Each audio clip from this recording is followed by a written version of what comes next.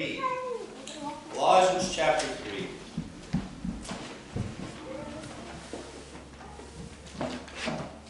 What point is Paul in Colossians? What point is he making about Jesus? Do you remember? He's making a pretty deep point about Jesus.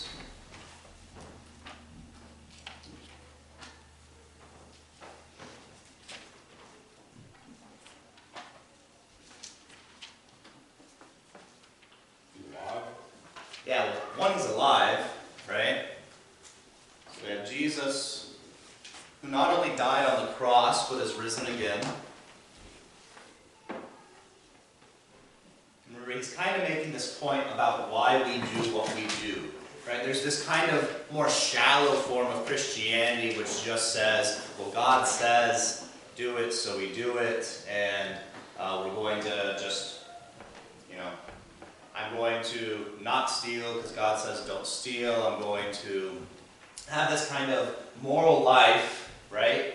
But I'm just having the moral life for the sake of the moral life and nothing else. That's kind of the more shallow form of Christianity.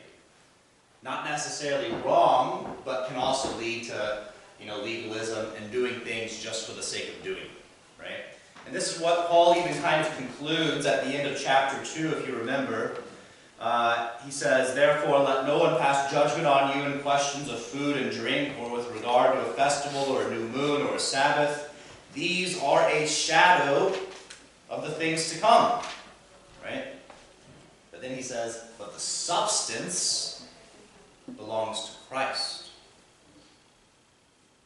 And he says in verse 20, at the end of chapter 2, if with Christ you died to the elemental spirits of the world, why, as if you were still alive in the world, do you submit to regulations?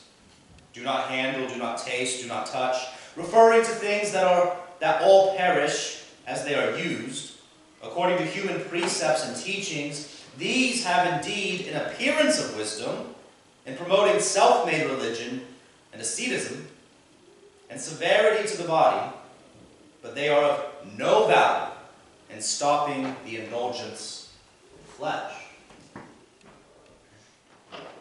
So we have this kind of surface level following of Christianity, which follows the rules and regulations and the feast days, right? And they do it just for the sake of doing it, right? But what does Paul say about that type of religion?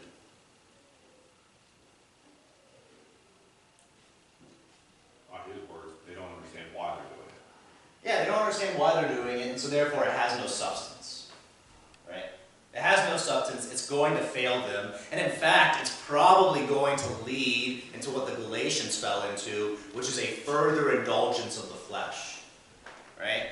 So you have, on both sides of law obedience, an indulgence of the flesh going on. Right? So we'll set up a middle, narrow path here, and on one side we have antinomianism.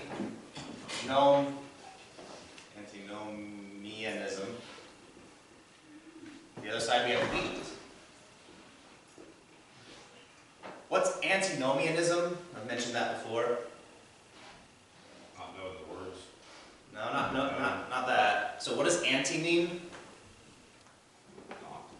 Not or against, right? Not or against.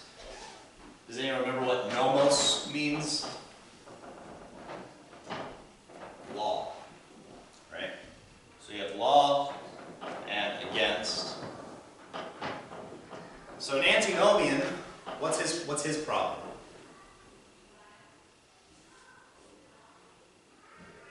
Does he follow the law at all?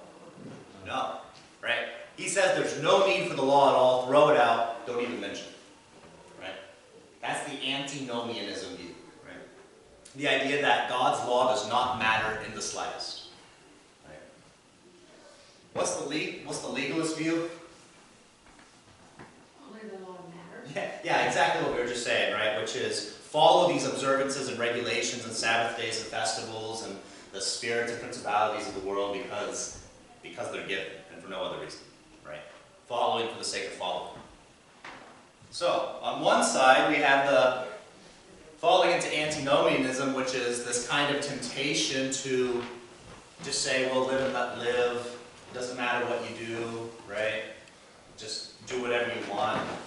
forgiven, so keep on doing it, right? That's antinomianism. That's what Paul talks about. That's where Paul talks against elsewhere, especially in Romans.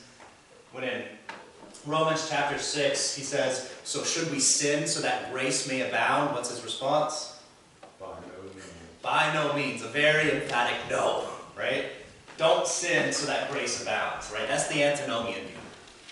Sin because the grace abounds anyway, so I might as well do whatever I want. Right? It's the antinomian view. The problem that like Lutherans will sometimes fall into this, but also lately we've kind of fallen into this. Protestantism and Christianity in general can fall into this very easily, which is legalism. That's what he's warning the Colossians against, especially right here. Right? Don't follow it just for the sake of following it. And this is also an indulgence of the flesh. So how is antinomianism an indulgence of the flesh? You're free to do whatever. Yeah. I want to feast every day, right? I want to indulge so much every day that my gut hurts and I want to throw up, right? Is that a good thing to do? No, right? But the antinomian would say, well, why not? Right? Live today, for tomorrow we die.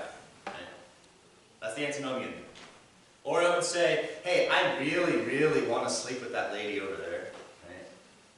And the antinomian would be, go ahead, do it. Right? So you have this indulgence of the gut, right? Or we could also call it, there's a really good pattern for this in history. So we could call it, oh my goodness, I'm forgetting the word for it. The 7 deadly sins. What's the one for eating too much? Gluttony. Yeah, gluttony. Yeah. So we have gluttony, we have lust, right? So we indulge the flesh with lust. An interesting one is sloth. Sloth is actually an indulgence of the flesh because the flesh wants to do what? Nothing. And so you let it do nothing, right? So sloth, so gluttony, lust, sloth, and you can put the others in there. Wrath, right? I really want to kill something, so I'm going to kill it, right? I really want to punch something, so I'm going to punch it. And you can put all the other 7 deadly sins in there as well, right? Very easily, right? That's the indulgence of the flesh in that terms. How can legalism be an indulgence of the flesh? You're doing it. You're doing it for what reason? For the sake Huh? of. For the sake of. Your own pride, Law. works righteous. Yeah, kind of a works righteous, your own pride, because I'm better than that person. Right? This is what the Galatians were falling into. They were doing it for their own righteousness. They were literally indulging in their flesh. They were saying, I'm so good because I'm not doing these things.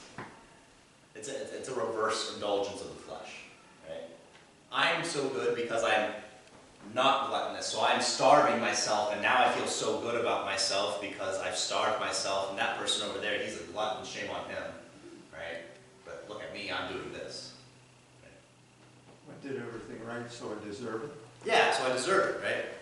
Yeah, there's still, you're looking inward, you're indulging the flesh. This is the point that we actually saw Paul make in Galatians, right? That they're still indulging the flesh. And this is the point he's making here, right? If you follow these things just for the sake of following them, do not harm, do not handle, do not taste, do not touch. They're still looking at life according to the flesh, according to what they're doing and not doing, right? And because they're looking at their life that way, how are they viewing their neighbors? Less than themselves. Yeah, they're not doing as much as I am, so they're not as good as me. Right? On both sides, you have an indulgence of the flesh. And so, Paul, again, he's making this point. Why do Christians do what they do?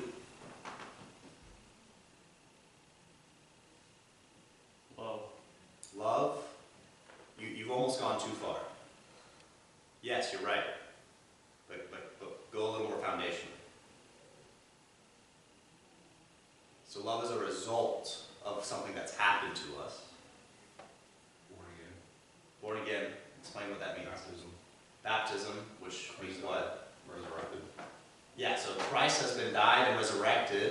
And so why do we do what we do? Because we follow Christ. Because we've been brought into that. Not just because we follow him. I know what you mean. You mean it in the right way, but that can be taken differently. We do it because we've literally been brought into Jesus' death and resurrection. Right? So the point Paul is making is that the cross is really the foundation of all of this. Right? And exactly like I said, the result of this is that we actually do love. Right? We do what we do out of love because we've been brought into the life of Christ. And that's what Christ does. Right? Jesus loves God, and he loves his neighbor. Right? That's why he does everything. He loves the Father, he loves his neighbor. And we've been brought into that life. That's why we do what we do. Right? And so it's actually, and so then when we do this, it's not an indulgence of the flesh, because what do we actually say about our own flesh? We can actually put it aside. We can actually say, hey, I'm not going to eat this meal, not because it makes me righteous, but I'm not going to eat this meal because my neighbor needs that meal, and I'm going to give it to him. Right? Again, not an indulgence of the flesh where, oh, I'm going to be so good and not be gluttonous, but rather, I see my neighbor suffering and I love him and I want to help him. Right? So why we do what we do is because of the cross of Christ. This is the reality that the Christian has been brought into. Right? Questions or comments on that? Anything there? Jesus really didn't give us a commandment or anything, but he did tell us to love one another. Yeah. Yeah. Right. And that love is a direct response of the love which we have received. Right. That love itself would be impossible if we weren't brought into this. Right. So this is Paul's point. That why we do what we do is because we have been united to Christ. And we've talked about this in other terms before, and Paul talks about this in other terms, where the church is the what of Christ? Right. The bride. And because the church is his bride, so think of Genesis 2, when Adam sees his bride for the first time, what does he say? This is bone of my bone and flesh of my flesh. This is bone of my bone, flesh of my flesh. Why does he say that? Don't think about this too hard. Because she's part of him. Because she's literally bone of his bone, flesh of his flesh, right? Because that's the reality. He's not making some very high metaphorical, poetic statement. He's confessing the reality of what is actually going on, right? This literally is bone of his bone, flesh of his flesh. She was literally just ripped from his side, right? Bone of his bone, flesh of his flesh. So then when Jesus looks at his bride, the church, what does he say to her? Part of me.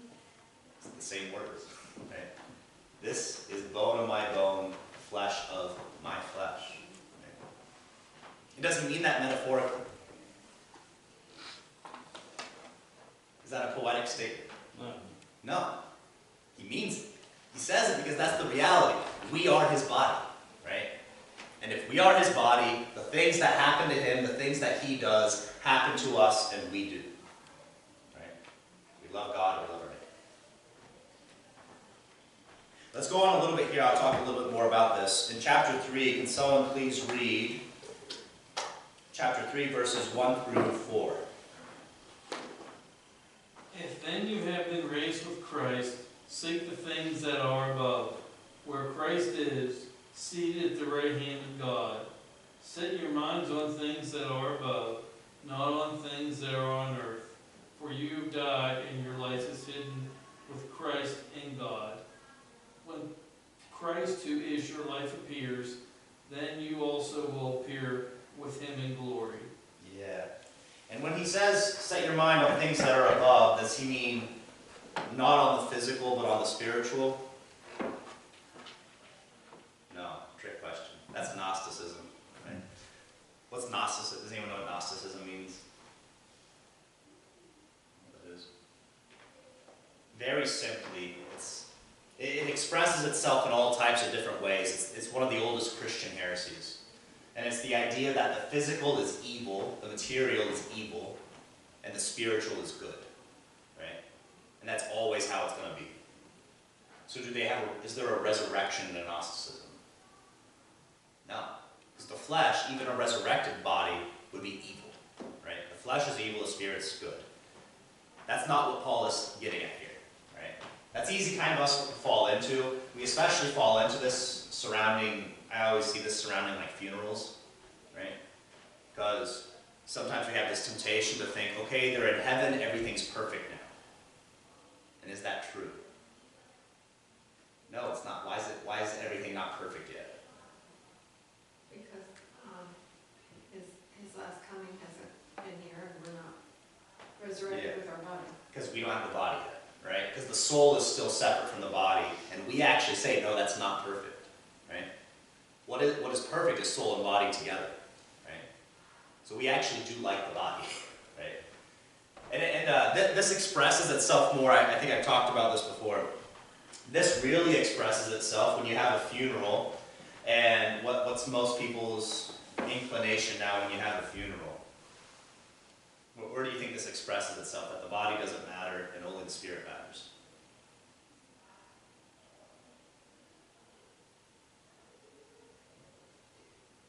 And it's not people are being malicious. They're not trying to say, oh, I hate the body. But it's just kind of in the background.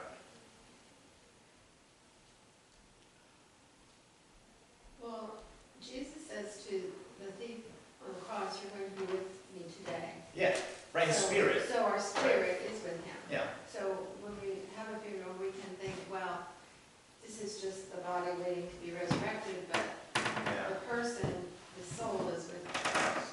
Yeah. But what kind of hurts, or I'll just tell you, cremation, right? I figured that's where you're going. Yeah, cremation kind of has this in the background that the body doesn't matter, right? And again, I'm not saying cremation is a sin. Don't take me as saying cremation is a sin, right?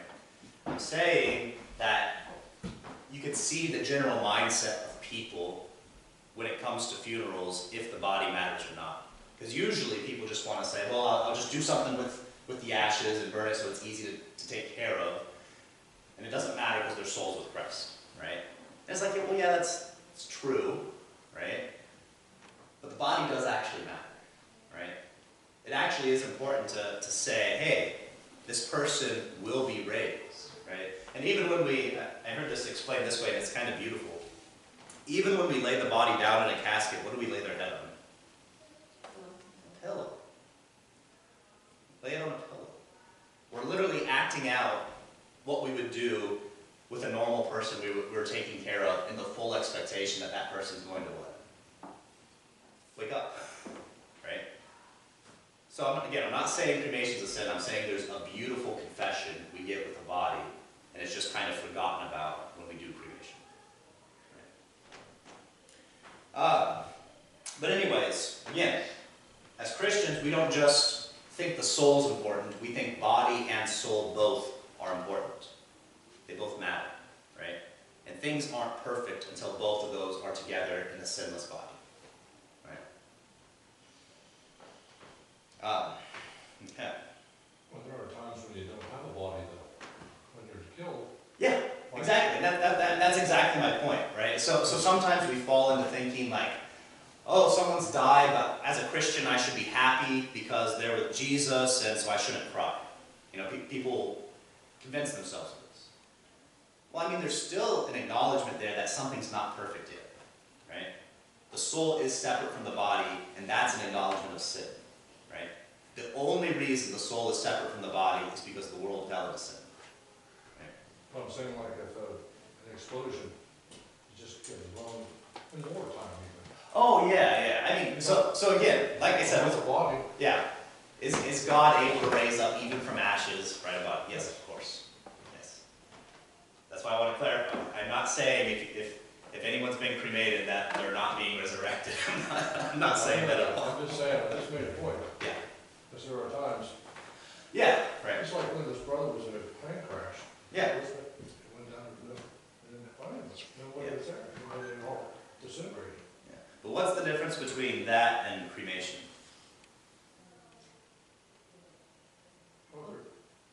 that's an act of God, but when you're cremated, you do it. Yeah, you're choosing to do it. You Yeah. choose- There's an active, I'm going to burn this body.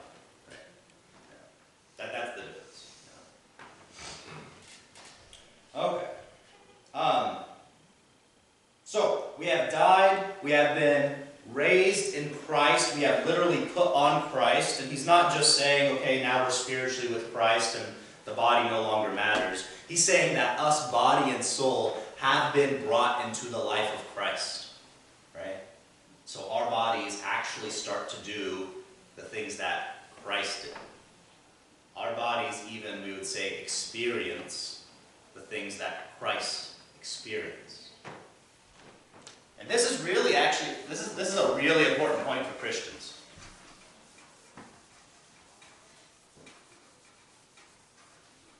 Herman, I gave this talk on Monday, so you're not allowed to say anything, because you already heard it.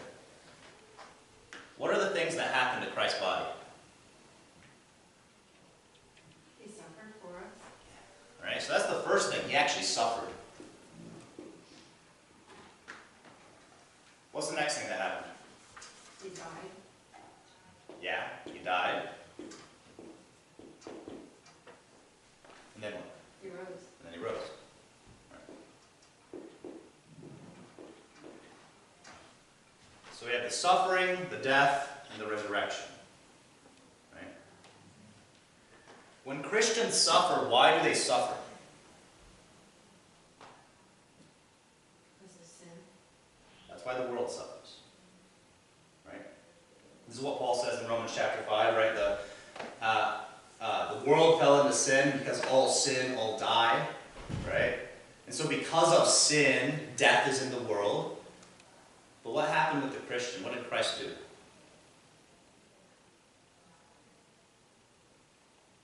Died, resurrected. Well, what did he do in regards to sin, and the punishment of sin? What did he do with that? Hey, he paid it. Right? So the world, yeah, that suffers because of sin. Right? And yes, even we Christians today, we suffer temporally because of sin, right? So like if I kill somebody, there's going to be results. There's going to be ramifications. I'm going to go to jail. You guys are going to lose a pastor, right? Like, there's effects that happen, right? But original sin, that is that debt that we all owe, it's been paid. So why does the Christian still suffer? Sometimes to make us believe stronger. Right, so there's the strengthening of faith, which God's Word talks about, right? But you're still missing something real clear here. What does Paul say about us? What are we being conformed to? Christ. Yeah, the life of Christ. We're being brought into his body. What happened to his body? He suffered, he died, and he rose. When the Christian suffers, why are we suffering? What's one of the reasons we can give for our suffering? It's Christ suffered. Because Christ suffered. Simple as that. Right?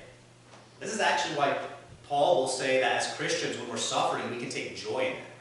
Right? Because that's an acknowledgement that we're suffering. Why? Not because I sinned, not because I'm sinful, but I'm suffering because I'm being conformed to Jesus' life.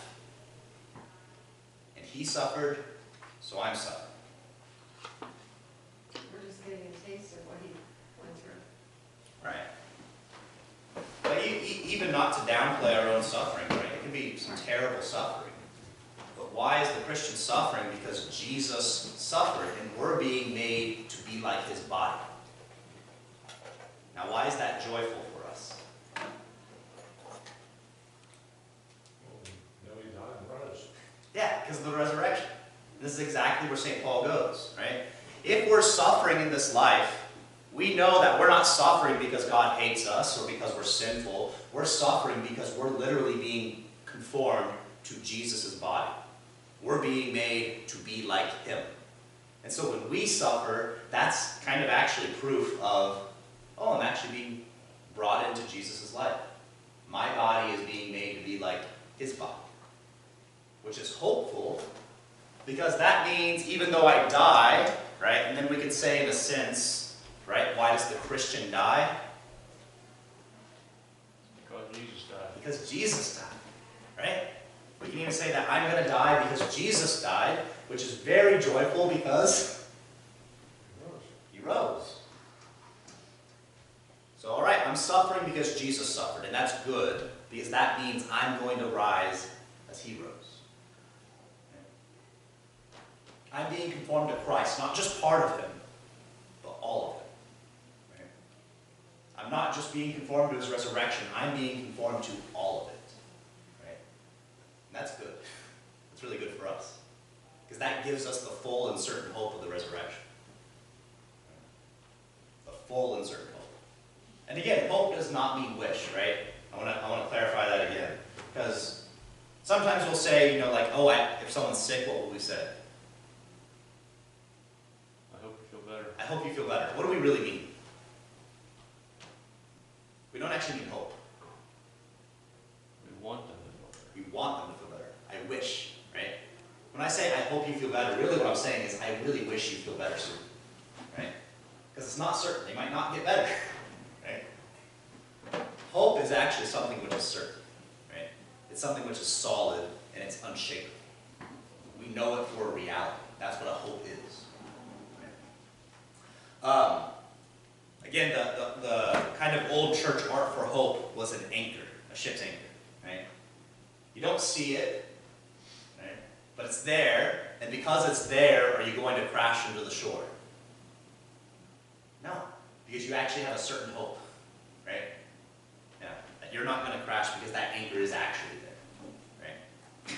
It's not just throwing a line in and, oh, I really wish that something stops me. No, it's certain. So, when we're being conformed to Jesus, we're being conformed to his entire life. His suffering, his death, and most importantly, his resurrection.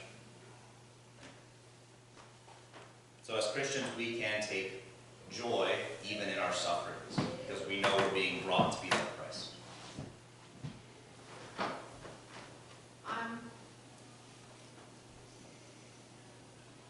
Often I've heard, from church, from pastors, that your suffering is not a punishment, but it's because of sin. So I really have not heard this, before. So, but is that true too? It is in some senses, right? Like you're not being punished, but, So- a child dies because of sin. You know what I'm saying? Sin in the world. So that, I want to be careful. That is a weird distinction that I don't really want to go towards, because no matter if ever you're saying that you're suffering because of sin, it is a punishment, right? Right, It can't not be a punishment. right. If you're suffering because of sin, either it's a punishment that you deserve, or God's just vindictive, right? Which is not. Which he's not, right? And so this is why I would much rather go towards this. Like, if you have a child who dies, especially if you have a Christian child who dies, why is he dying? Because he's being made to be like Christ. Which means, what about that child? And be He's going to be risen, resurrected. right? Like, I'm tearing up thinking about that a little bit. Like, that's pretty great. Yeah. That's the certain hope that the Christian has. The child is dying, not simply because sin is in the world, but because he's being made to be like Christ. We catch some of that even in the Old Testament when David's infant son Bathsheba was Yeah. taken. Right. So in one sense, again, this is why I'm saying there are temporal consequences. Because the first son that David had with Bathsheba, why did he die? Because of his sin. Yeah, it was a temporal consequence because of sin. It was a punishment. But in the same breath, you can say at the same time, why did that child die? Because he's being conformed to be like Christ. Because David rejoiced then Yeah. because he would go to be with him. Yeah. And this is where, because while it was happening, while it was uncertain whether or not this child would die, David was in sackcloth and ashes, right? But then after the fact, he's like, okay, it's done. Right?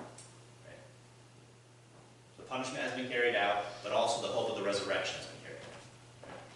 And this goes into a concept with which Lutherans hold too, which is it's a duality concept.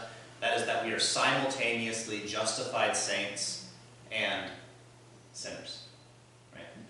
We're those things at the same time. So at the same time, we can say we're punished because of sin, and so suffering happens. But at the exact same time, we can say I'm suffering because Jesus suffered. I'm dying because Jesus died. And so I'll be raised because Jesus was raised. Okay? So we can say those same things at the same time. So I always got like the first part, but not this. Yeah. But this is why Paul says we can take joy in our suffering. If we were only suffering because of sin, that wouldn't be a very joyous suffering. That'd be pretty depressing, right? That's what the world outside of the church has. They're suffering only because of sin, not because they're being conformed to Christ. That's depressing. Right? That's where you get nihilism, with nihilism. It's becoming more and more popular. Nihilism is the belief in nothing. I'm here for no reason, my life means nothing, and when I die it means nothing. Right?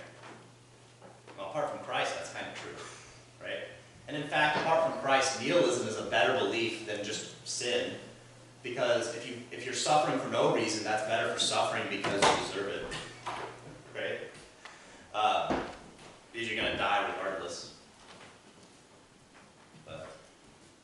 But yeah, so, again, we suffer, we die, and we're going to be resurrected because we're being conformed to Christ. It's the reality that the Christian has. This is where we can even see Job. We can view Job in light of a resurrection story, right? Job literally goes through death and resurrection. He suffers greatly, not because God is vindictive, but because he's being conformed to the life of Christ, right? And exactly what you said earlier, as we're being conformed to the life of Christ, we're being strengthened in our faith. These things are happening at the same time, right? As we're being conformed to the life of Christ through our suffering, we're being strengthened in our faith, making the hope of the resurrection more and more sure and certain. It all flows together. Like I don't know when you said it, but when you die and you're buried, you're like a seed waiting to sprout. Yeah, that's St. Paul. That's not me. I can't take credit for that. No, we were talking about, Yeah, it's 1 Corinthians 15. Yeah. but I don't know which, one evening or whatever. Yeah, we were talking because it was after my wife's grandmother died and the kids were obsessed with death for like they're still kind of are, even a few months later. And so they were just asking about death and resurrection, so they used 1 Corinthians 15, right? When we're raised with the same body, but it's different, right? Again, it's like Paul uses the analogy of a seed being put in the ground. Does the seed look different than the thing that blooms? Yeah. Is it different in essence? No. It's the same seed that bloomed into whatever it's blooming into. Is the thing that blooms better than the seed? Yeah. Right? It's more beautiful, it's glorified, right? Yeah, so that's a good analogy for us. Yeah. Okay. Let's read just a little bit further here. Can someone read chapter 3, verses 5 through 11?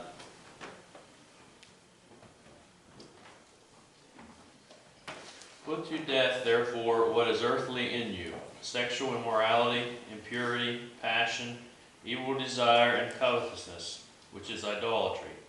On account of these, the wrath of God is coming. In these you too once walked, when you were living in them.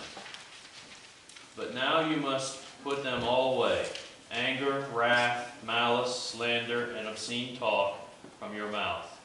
Do not lie to one another, seeing that you have put off the old self with its practices, and have put on the new self, which is being renewed in knowledge after the image of its Creator. Here there is not Greek and Jew, circumcised and uncircumcised, barbarian, Scythian, slave, free, but Christ is all and in all. Yeah. So again, Paul's hammering this home. Why do we do what we do?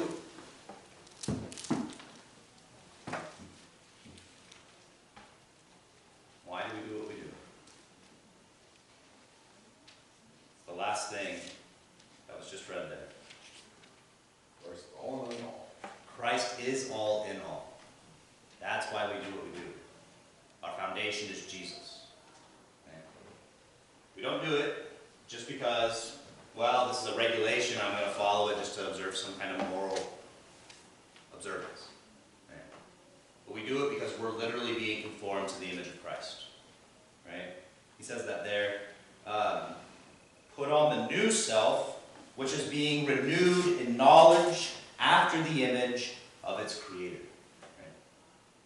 We're being conformed to the image of Christ. That's why we do what we do. Right? And as we're being conformed to his suffering, death, and resurrection, we're also being conformed to what he does, namely how he loves God and loves his neighbor. Right? We love God because Jesus loved the Father. We love our neighbor because Jesus loved his neighbor.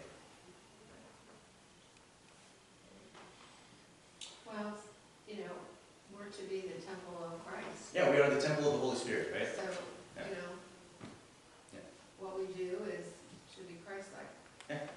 And Paul says elsewhere too, right? Those who have been baptized into Christ have done what?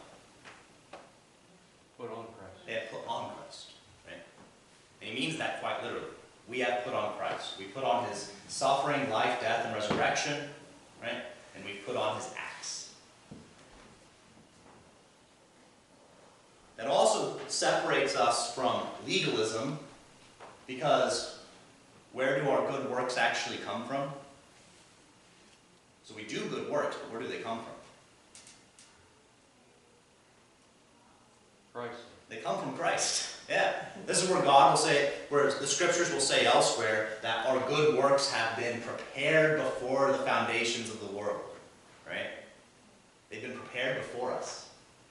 All of our good works. These are good works don't stem from my own morality, right? Good works stem from Christ, who is living in us. Okay. Any last questions or comments on that?